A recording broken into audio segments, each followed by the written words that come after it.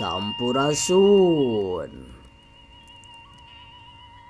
Alhamdulillah pamirsa sadaya di mana wae ayana.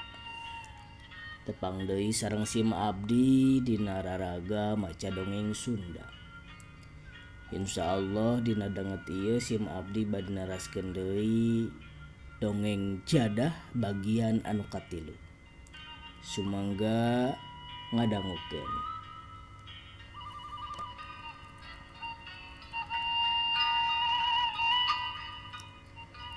Alih-alih ti kitu karsih nuker anteng teu apaleun. Lamun disaluareun imah di beh tukang aya nuker ngajegang dedegana jangkung bari sakujur awakna teh carucukan. Kaluhan jeli haben diilikan. Teu sadar lamun dibeuki lila ngilikan eta kalung pikiranna teh mingkin kahipnotis.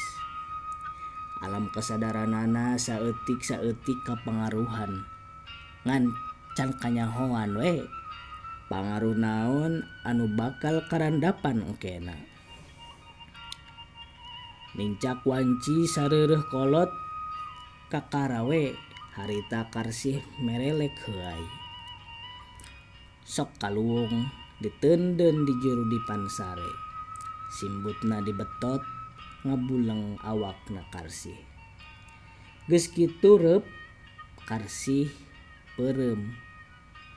Teu ngabutuhkeun waktu lila oge, tuluy manehna ngaguher tibra sarena. Beugi peuting hawa beuki karasa nyelecep tiis. Karsih beuki metot simbut ngabaguded awakna. Di luar imah sinarieun. Sora-sora papaes peuting kaya ninjangkrik teu kadenge disada. Anu kadenge harita teh malah sora nyeorna angin. Awor jeung melewung sora ajag leuweung ti kajauhan. Srek srek srek. Teu lila kadenge sora ngangeres kalakai katincak. Sorana teu eureun-eureun. Terus kadenge jiga sora lengkah suku. Nya, eta sora memang sora anu keur leumpang. Sorana eureun pas hareupeun panto tukang imah karsih. Tok tok tok. Sora panto diketrok 3 kali. Harita karsih masih ngaguher tibra. Jadi teu kadengeun sora anu kaketrok. Trok trok trok. Selang sakedeung ketrokan kadenge deui. Malah leuwih tarik. Nya kadituna tambah beuki tarik meh jiga gegedoran. Akhirna karsih ngulisik nyaring. Gigi sikpanan bari gegerendeng. Duh, saha nu gegedoran pantoyah kieu? Kang Dirja kitu. Panasaran manehna buburu hudang. Gura-giru keluar kamar nuju ka panto hareup. Ngan can oge tepi lengkahna. Sabab sora kaketrokna kadenge deui. Manehna kaget. Dume sora ketrokan teh lain ti panto hareup, tapi ti panto tukang. Karsih malik bari kerung kaheranan. Cek pikirana saha nya nu keketrok kana panto tukang bari geus tengah peuting kieu. Mun teh mah tamu asa piraku jalan tukang. Mun erek oge kana panto hareup lamun aya tamu mah nya. Duk duk duk. Gedoran panto beuki jelas kadenge ku ceulik karsih. Saha? Tanya karsih rada tarik. Tapi taya jawaban. ngan saukur ditembal kuriuhna sora angin. Tidinya hate mimiti tegeunah. Da sakanyahona di tukang mah lahan kosong jeung tampian paragi kukumbah wadah. Jadi saha atuh nu gegedor teh?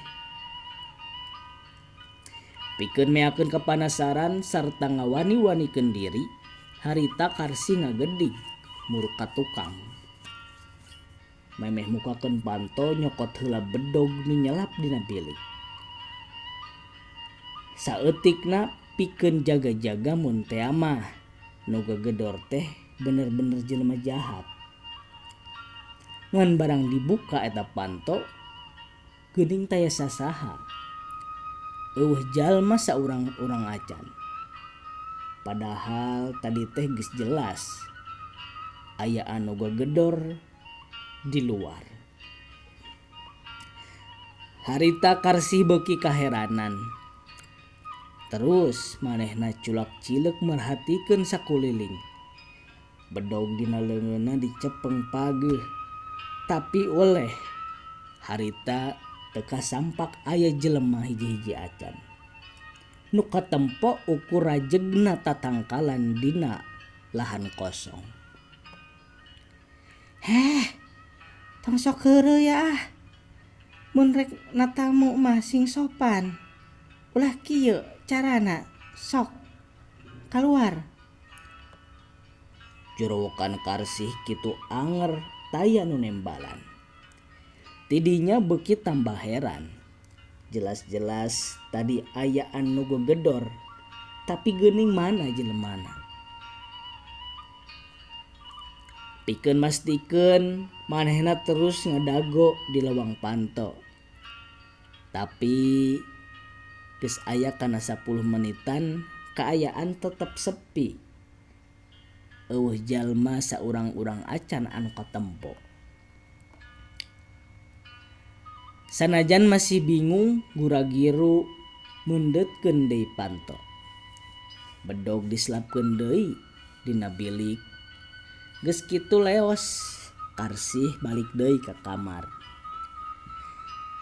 Di kamar manehna ngagoledag. Terus matot simbut deui ngabaguded awakna. Deulila tidinya oge tuluy ngaguher deui Karsih teh sare. Ngan harita nu matak aneh nu katempo di baguded simbut teh lain Karsih wungkul, tapi di sagedegeuna aya jujul jiga aya jalma nu maturan sare bari sarua di baguded simbut.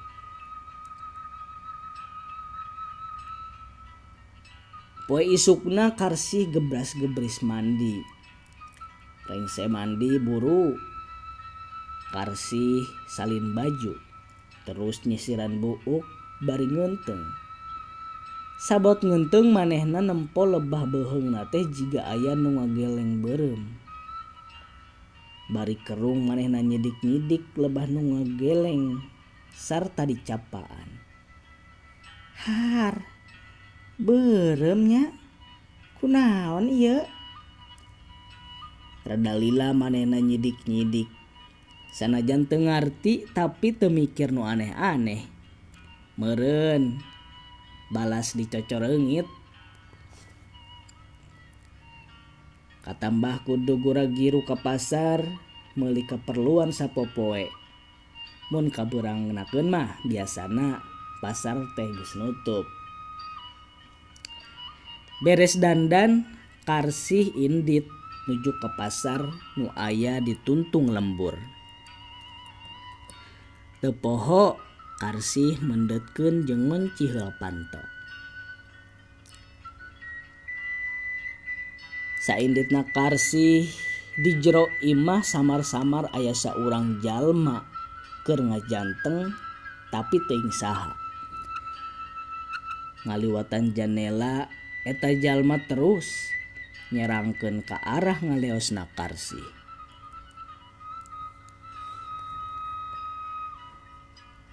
Karsih tonggoy lempang nuju ka pasar.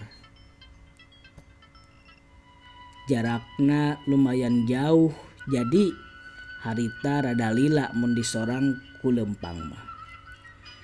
Bubuhan harita can aya mobil, can aya motor. Jadi kemana mandi pasti kudu nikreuh, paling henteu oge nya naek sado. Sapanjang lempang aya hal beda nu dikarasa ku Karsih.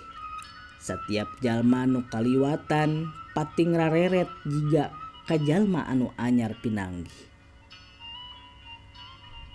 Pok-pok pada nalek, padahal biasana mah tara kararitu.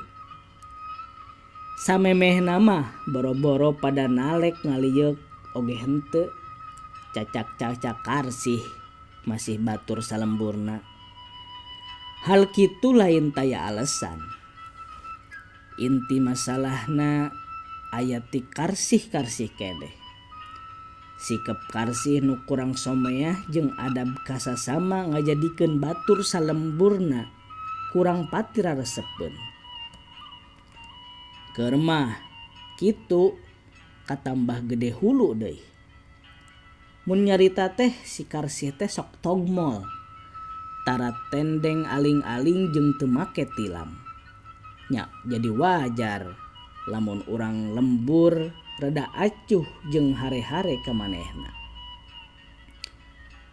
Tapi sinarieun poe ieu mah kaayaan jadi 180 derajat kabalik. Sakumaha nu dicaritakeun tadi, sakur-sakur jalma nu kaliwatan sing lalieuk pada nalek. Karsih sorangan oge sempet heran. Tara biasana urang-urang lembur mere budi marah mah kitu. Karsih sabenerna mah can nyaho. Lamun kalung hanjeli nu keur dipake mere pangaruh kuat. Mere daya pikat silir asihan tara puncak meh sajajar aji jaran goyang. Teu beda jeung Ki Dayus waktu hirup keneh. Pan manehna oge bangenan pisan nyarean awewena. Rek teu kitu kumaha atuh, sebab nu nyandinganna oge nyaeta Jarong Daud. Salah sahiji setan paling jahat nu umurna geus ribuan taun. Meunang setengah jalan di lebas simpangan, Karsih pasarandog jeung Nini Ijah. "Rek mana Nyi?" tanya si Nini di barung teutepan aneh teur teunget. Nini geuning, abdi bade ka pasar Ni." "Ah kitu. Kumaha geus meunang kembang teh?" "Teu acan Ni, kabujeng kapoekan." Tah ge kumaha tuh? Rek ngalah kembang kaleuweung mah mending keneh beurang ulah wanci sareupna. "Muhun Ni." "Duh, ieu teh nuju rusuh. Bilih kasiangan manten Ni, pasar bilih kabujeng nutup." "Nyaheug atuh jig. Tapi cek Nini, engke mun geus mulang ti pasar wayahna hidep kudu mulangkeun deui eta nu pernah dicakot di leuweung."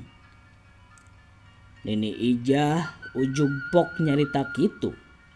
Jiga nu geus nyaho sagala nu dilakukeun ku Karsih kamari basa di leuweung.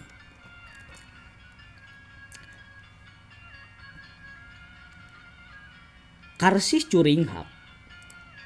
Nah si Nini bisa nyaho lamun manehna memang nyokot barang ti leuweung, tepatna nyaeta nyokot kalung hanjeli. Seperti biasa, Karsih ngawalon ku Julus nganglesna. "Har, ari Nini nyarios naon sih? Asa teu ngarti abdi mah." Cok, geulis. Ulah sok ngabobrok ka kolot." Mending pulangkeun deui naon nu dicokot ku hidup ti leuweung. Nini mah sakadar ngingetan we aya kajadian nu teu dipiharep ka diri hidup ka dituna. Nini oge kapan terang waktos di leuweung abdi nuju mileun kembang sanes.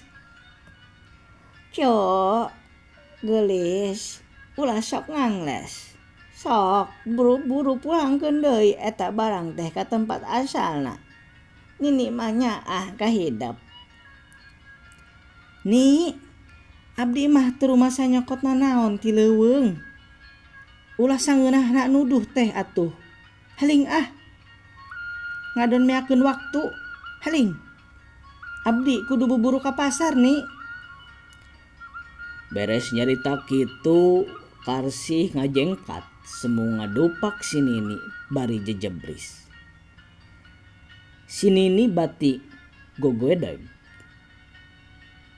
Menang 20 lengkah Karsih ngajengkat ujug-ujug aya rasa panasaran.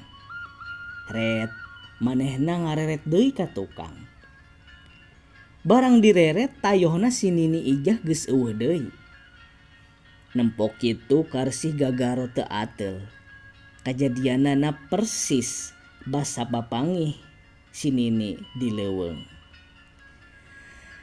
Tapi kajurung kudu kuburu-buru tepi ka pasar. Hal eta teu pati dipikiran teuing ku Karsih. Manehna tuluy ngaleos ngagedig deui nuluykeun lempangna. Di pasar cukup loba nu dibeuli ku Karsih.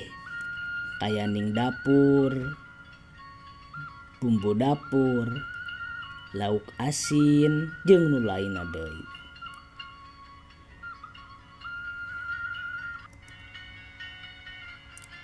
Wanci pecat sawed sagala keperluan balanja geus cumpon. Gedig deui Karsih muru balik bari angkaribung ku baubaan. Jalan balik nu disorang beda jeung nu tadi. Karsih milih balik jalan ka sisi lembur mapai-mapai galengan sawah. Kadituna bras ka kebon dapuran awi. Sabot lempang manehna ujug-ujug dipaksa ngarandeg sarta dipaksa oge senang ngaliuk ka belah kenca. Ret manehna ngaliuk. Barang diliuk breh teu jauh katempo hiji gundukan taneuh bentukna manjang sarta ditenggeran ku papan lebah sirahna. Karsih langsung nyaho lamun eta gundukan taneuh teh makam atawa kuburan. Kuburan saha nya eta? Gerentes laju ngalengkahkeun suku. Sukuna jiga aya nu maksa sangkan ngadeuketan kana eta kuburan. Gek Karsih cingogo gigireun eta kuburan. Tuluy manehna nempo kana papan padung di mana matrat sabaris ngaran Ki Dayus. Saha nya Ki Dayus teh? Horeng. Si Mang Horeng eta kuburan teh. Kuburan Ki Dayus. Saurang dukun nu binasa alatan dikeprak ku urang-urang lembur. Sabari mencrong kana padung dina pikiran Karsih ujug-ujug ngalembar bayangan-bayangan kejadian 20 tahun katukang. Sagala rupa ngeunaan Ki Dayus mangsa hirupna daratang narembongan. Soal jadi dukun, soal tukang nyareatan awewe, nu terakhir mangsa Ki Dayus dibuburak nepi ka paehna. Katempo didinya aya pundu sarju Kiai Damsik kaasup bapana sorangan. Eta kajadian kabeh daratang kana pikiranana. Padahal waktu harita Karsih kakaral lengkah halu. Pasti moal nyaho karena kejadian waktu harita. Menang sajongjonan Karsih cendekul mikiran naon cik keneh anu daratang kana alam sadarna. Menang gambaran kitu manehna kakara nyaho lamun kuburan nu aya di hareupeunana teh kuburan saurang dukun anu paeh dibubura ku urang lembur. Geus kitu mah manehna cengkat deui tur ngaleos indit. Tepi ka imah Karsih langsung kaprak-kaprak di dapur. Beres kitu tuluy ngumbah wadah jeung nyeusehan baju. Wanci tengah peuting Karsih kasampak masih can sare. Angur kekedengan we bari ngumbar lamunan. Teu lila kadenge sora nu keketrok kana panto hareup. Manehna gura-giru minahkeun cengkat terus kaluar kamar. Memeh mukakeun panto manehna noong heula kana liang bilik hayang mastikeun saha-sahana. Barang ditoong sing horeng nu datang teh salakina Darja. Manehna ngajanteng hareupeun panto bari ngiling cincing teu mawa babawaan, teu mawa tas, teu mawa nanaon saperti ilaharna nu balik nyaba. Estu ningali ngincing we. Dina beungeutna oge katempo sepa sarta sorot panonna teh kosong tapi seukeut. Cag